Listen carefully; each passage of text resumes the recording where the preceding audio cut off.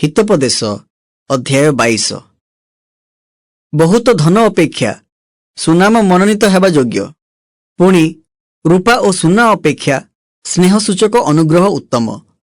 धनवान और दरिद्र एकत्र मिलती, सदाप्रभु से समस्तंकर सृष्टिकर्ता। चतुर लोक विपद देखि आपना को लुचाए, मात्र अबध लोक माने आग बढ़ी शास्ति पाती। नम्रतार और सदाप्रभुंक विषयक भयर पुरस्कार धन सम्मान और जीवन अटे।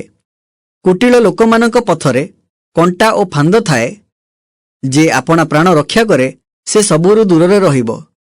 बालकर गंतव्य पथरे ताहाकु शिक्षित कराओ, तेणु से वृद्ध हेले हे तहिरु विमुख हेबो नाही।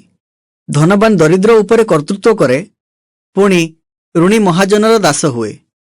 जे अधर्म बीज बुणे से विपदरूप शस्य काटिबो और ताहार कोपरूप दंड लुप्त हेबो।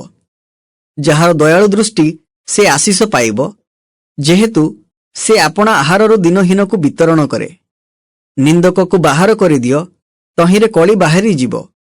पुणी विरोध और अपमान निवृत्त हेबो। जेउ लोक हृदयर सुचिता भल पाए, जहार ओष्ठ अनुग्रहयुक्त, राजा ताहार बंधु हेबो। सदाप्रभुंक चक्षु ज्ञान प्राप्त लोक को रक्षा करे, मात्र विश्वासघातकर कथा से ओलटाई पकांती। अलस लोक कहे बाहर सिंह अछि, मु सड़करे हत हेबी। पर स्त्रीर मुख गभीर खात, सदाप्रभुंक घृणित लोक तहिरे पड़िबो। पिलार मनरे अज्ञानता बंद थाए, पुणी शासन बाड़ी ताहा बाहर करी ताहा ठारू दूर करि दिए। जेउ लोक आपण धन बढ़ाइबा पाई दरिद्र प्रति उपद्रव करे, पुणी जे धनी को दान करे ताहाकु केवल अभाव घटिबो। 30टी ज्ञानर कथा। तुम्भे आपण कर्ण डेरी ज्ञानवान मानक कथा सुन, पुणी मो विद्यारे आपण मन लगाओ। जेहेतु तुम्भे ताहा हृदय रखिले और तुम्भ ओष्ठाधर संगे ताहा एकत्र संयुक्त हेले आह्लादजनक हेबो। सदाप्रभुंक ठारे जेपरि तुम्भर निर्भर रहिबो, एथिपाई मु आजि तुम्भकु विशेष रूपे तुम्भकु एही सबु कथा जणाइली। तुम्भकु सत्यता रूप वाक्यर निश्चयता जणाइबाकु, पुणी जेउ माने तुम्भकु पठांती, तुम्भे जेपरि सेमानंकु सत्य उत्तर देई पारो, एथिपाई मु कोन तुम्भ प्रति जुक्तिरे और विद्यारे उत्कृष्ट वाक्य लिखि नाही।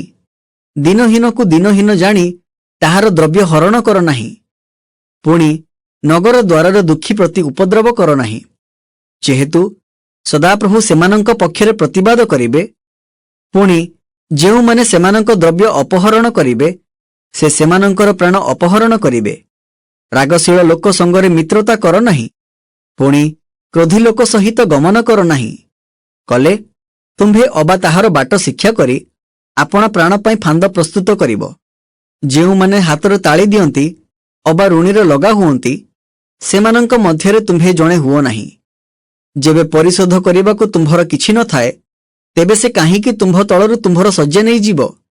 तुम्भर पितृपुरुष माने जेउ पुरातन सीमा स्थापन करियछंती, ताहा घुंचाओ नाही।